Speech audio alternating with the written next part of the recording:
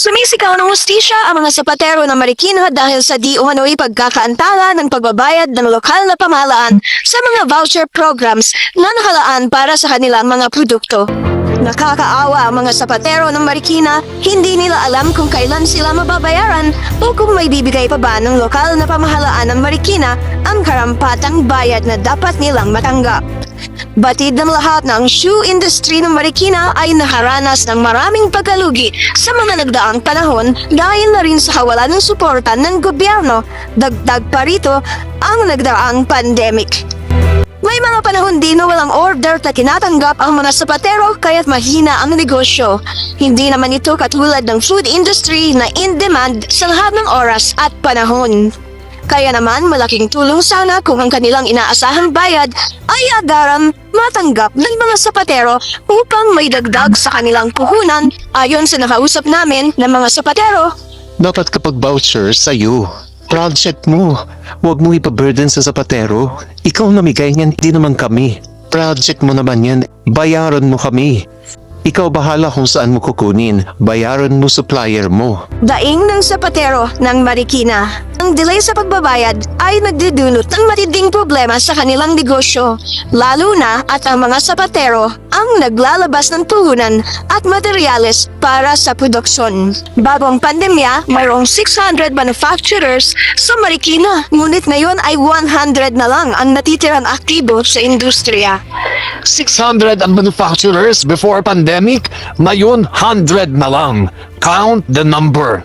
Post-pandemic, 100 something na lang. Ayon sa mga sapatero, ang sabi pa ng mga sapatero, ang ganitong sistema kung saan delayed pa ang bayad ay lalong nagpapabigat sa kanilang sitwasyon at nagpapahirap sa kanilang pamumuhay. Kung mayroon kang binenta sa isang selling event, bumenta ka ng worth 100,000. Matagal mo ba bago makolek yung 100,000 na yun? Hindi mo naman tubo yun eh. Nandoon din yung puhunan mo. Nandun din yung pinambili mo ng materyales. Nandun yung pinambayad mo ng labor. Hindi mo naman tubo. Yung 15 pesos dun eh. Swerte ang sapatero kung sa manufacturer tumubo ka ng 20%. Napakaswerte.